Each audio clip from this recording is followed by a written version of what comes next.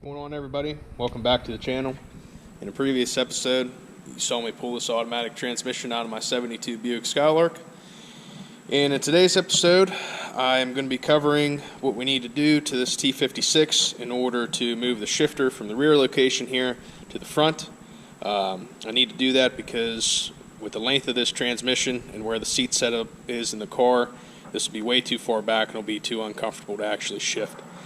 So I bought this kit here off of Silver Sport Transmissions, and basically all it does is it gives you this cast piece here and the main shift rail in here. You've got to take about 1.25 inches out of it, drill a couple holes in it for some roll pins, and basically reinstall it, and the shifter will be up here instead of in the rear.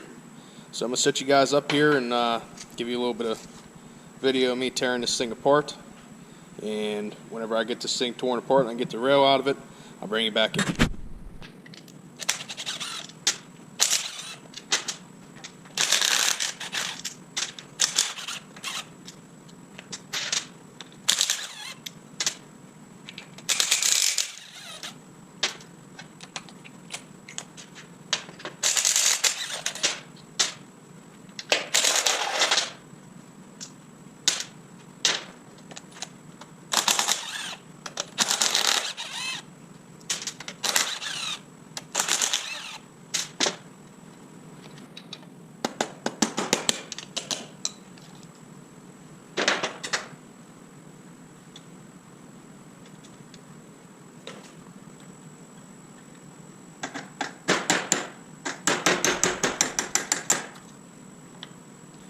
Pull this piece off here, drive that roll pin out. That way we can slide this entire tail shaft of the transmission off.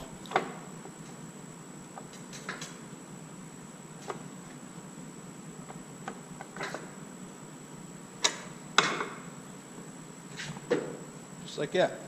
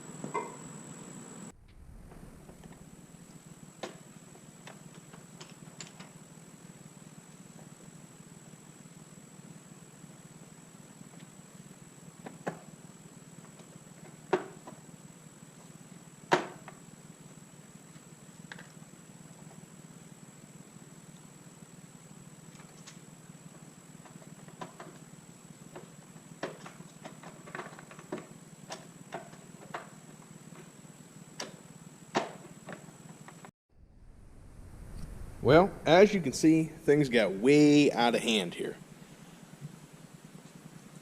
I had to modify my 3-jaw puller to become a 2-jaw puller. Used all the pieces off of it because I had to get this last gear set that was on here so I could slip the case up off the transmission. It's this gear set right here. That was the hardest part of this whole entire deal, was getting that off so I could get the case off, so I could get the shifter rail out, just to cut 1.25 inches out of it. All that work for this. Okay, so it's been a few days now. I finally got the shifter rail back from the machine shop here. You can see where they cut it in half. And I had to have them drill a 3/16 hole in on this side and chamfer the ends in order to put this new mid shifter piece on here. I think we had to take like an inch and a half, a little over an inch and a half, but it's a hardened rod, so that's why I decided to take it to the machine shop. I don't have all the tooling and stuff that I need to be able to drill a precision hole in there like that. So we're going to get started on the reassembly of this and everything. The hardest part's going to be getting the shifter forks and everything lined up properly. That way everything's good to go. There's really no way to double check everything, before you set the main case back on here and mess with the shifter, but it's not too complicated of a process. I think we'll get it done.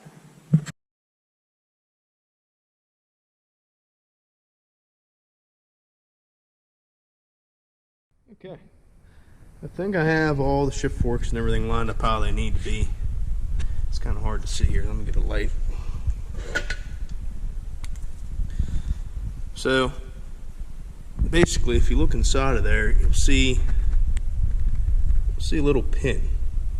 So that pin needs to be lined up with all of these notches that are in here. And then that allows everything to move the way that it should. So whenever you go to slide this case back on here, you see these two slotted pieces right here, this one and on this side also. That is where your pins go through the case to hold the shifter and everything in place like it needs to be. So that's the hardest part of doing this whole thing, is sliding everything back on the top. And you got to pull up a little bit on this shaft and kind of move it here and there. You also need to turn your shifter just a little bit in order to get these pins right here to line up to keep everything in line. It's just sitting there just like that. But I'm going to go ahead and get this cleaned up the rest of the way. Put a little bit of RTV here on the gasket surfaces, and then we're going to slide the case over. Okay, got the case slid back on here. Got the pins through in the shifter rail here. It's pretty easy. You just had to pick up on the shift rail here to get this pin to line up. But I got this gear set dropped back in here. I got to heat the other one up to slide it down over top of this shaft because it's a pretty snug fit. And once I do that, I'll toss the rest of this back on and get the tail housing on and finish putting the shifter together. We'll run it through the gears while it's here, finish torquing everything down, and that'll be it. It'll be ready to go back in the car. So now that this is done, we're going to crawl back under the car. We're going to get the clutch installed on it, and I got to take the exhaust off and the old flex plate, and I'll bring you guys in and show you how to take the proper measurements to make sure your clutch is adjusted right, because that's a big factor in these things, and making sure that you don't burn the clutch out of them within the first couple miles. So once I get that far, bring it back in, we'll take a look at it. Alright, I got the exhaust out of the way now. I'm going to go ahead and buzz this flex plate off of here and we'll get the flywheel put on. I got all the bolts and stuff sitting right here for it.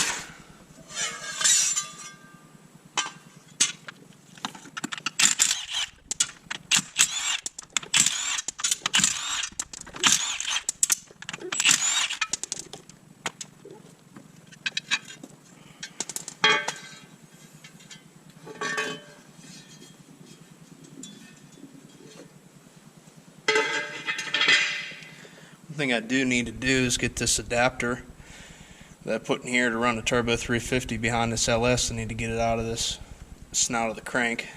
I think if I give it a couple taps with the hammer, it should come right out of there. Alright, I got it coming now. Just had to get a little bit violent with it.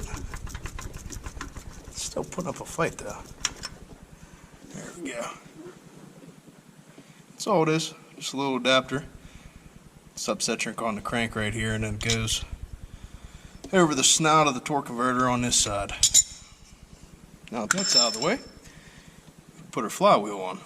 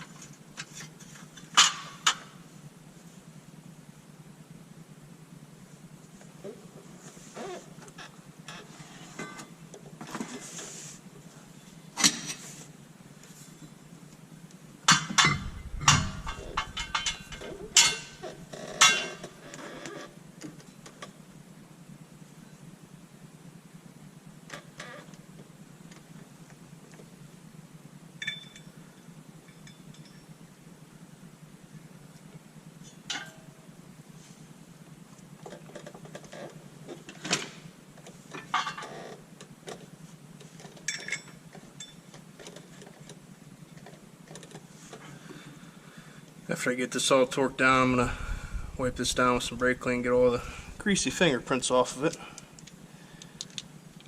Then we'll get the clutch installed. We still need to put the pilot bearing in too. I can't forget about that.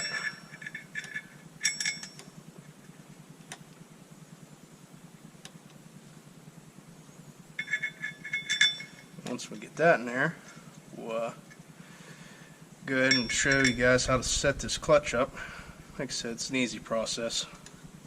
Just double checking your measurements and everything, that's all. It should be pretty good right out of the box, but we'll see.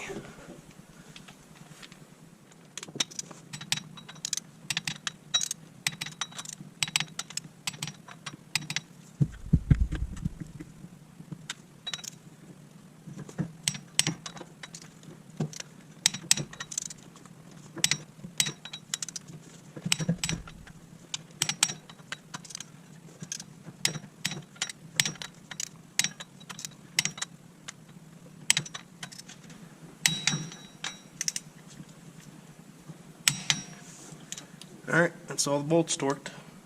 Alright, now we got all the bolts torqued down. I'm going to go ahead and clean this flywheel off here real quick.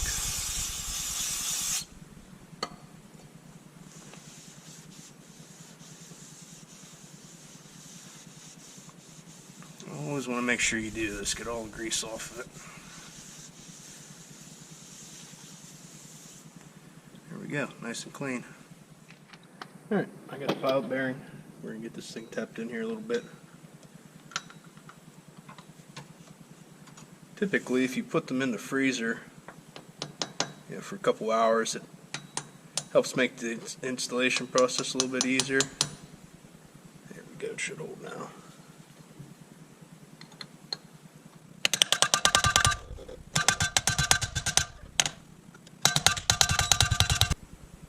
It's almost perfect. There we go. I can live with that.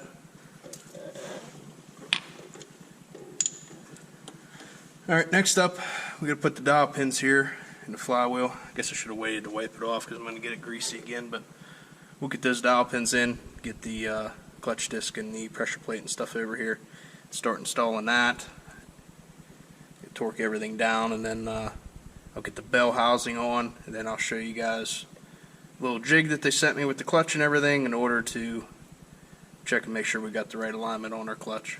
Gotta get these dowel pins in.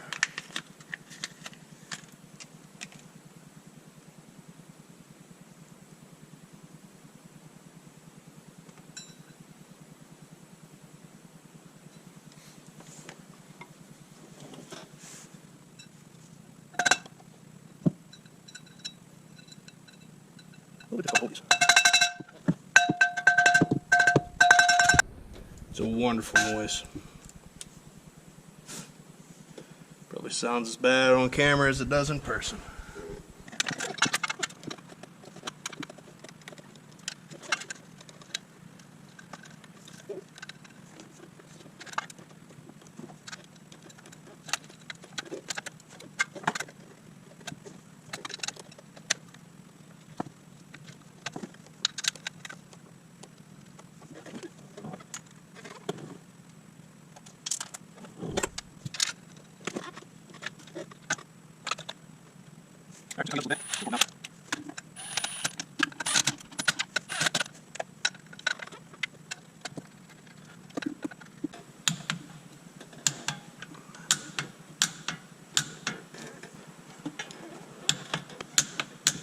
Now that we've got the pressure plate torqued down, we need to torque these nuts down here, and they get torqued to 25 foot-pounds in the start pattern, and then 35 is the final torque on them.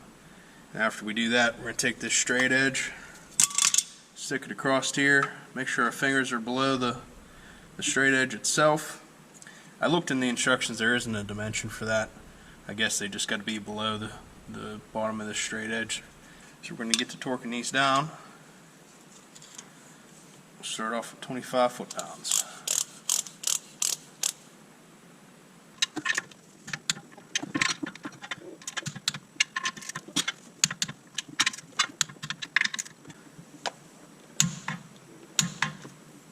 Just going to go back through and double check them all one more time.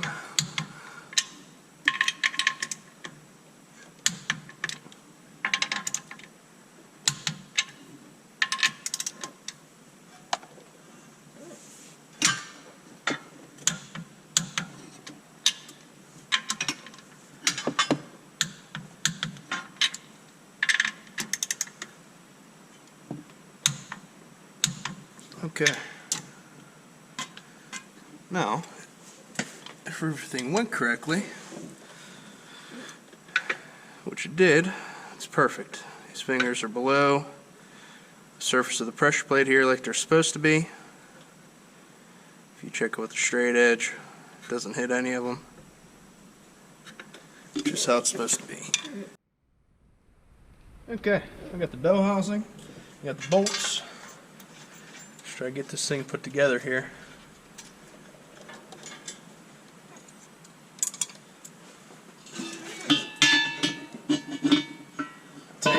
Me and this shifter cable here are going to have a fight. I should have took it out, but we'll get to it whenever we get the center console out.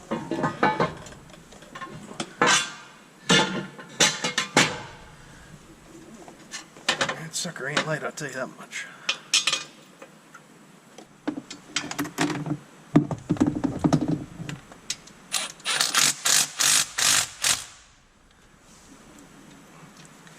We'll tighten those other two whenever we go to run the hydraulics up there. We'll have to do them from the top. Okay, so this is pretty easy here. I'm just going to take our square here. I'm going to run this right here nice and tight, just like that.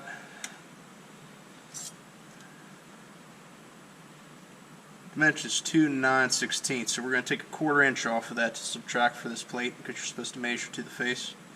So I'm just going to double check it here. Yep, that's good. So 2 9/16 is our measurement for the clutch to the face of the bell housing.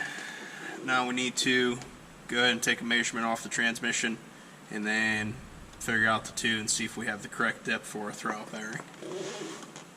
Okay, so to measure the transmission section of it, we need to hold this throwout bearing compressed all the way and take our square, put the flat part up against the face of this and measure up to the transmission and take that dimension, and we need to subtract it.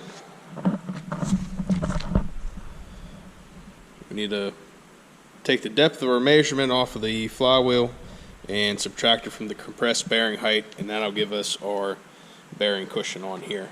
I ended up being 7/16 of an inch, which it says it needs to be at least 1/8 of an inch, but no more than 3/8. So we're pushing the limit for that, I guess. So I'm going to have to get a spacer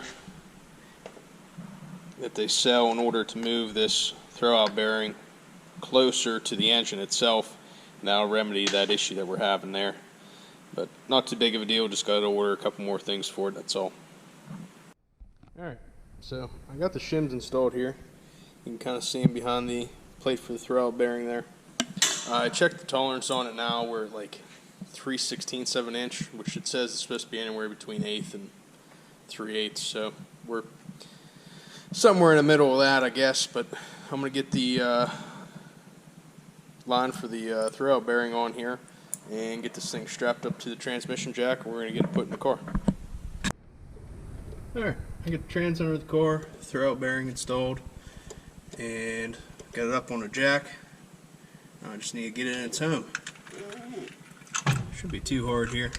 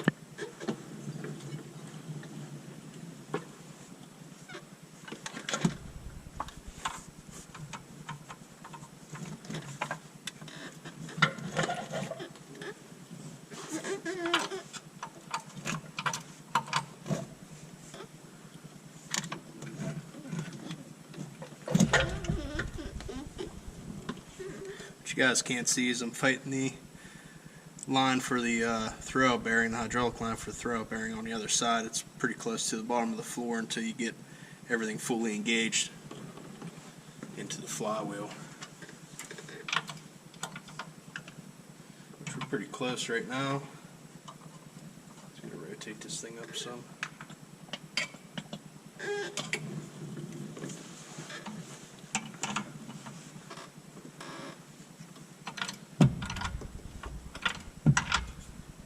Okay, so I ended up turning the camera off because I really had to fight to get this thing in here, but finally got it all bolted up.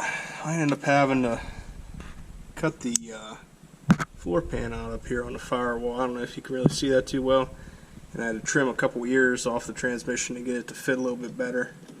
I had to trim there, and in the back here where the old shifter location of reverse solenoid was. So that's going to do it for part 2 of this episode. I'm going to get working on part 3 here. I got to send the drive shaft out and get it cut down and everything, and the part 3 will be where we get to drive it, so I'm pretty excited about that. Thanks for watching. Leave a like and subscribe and comment on the video. Thank you.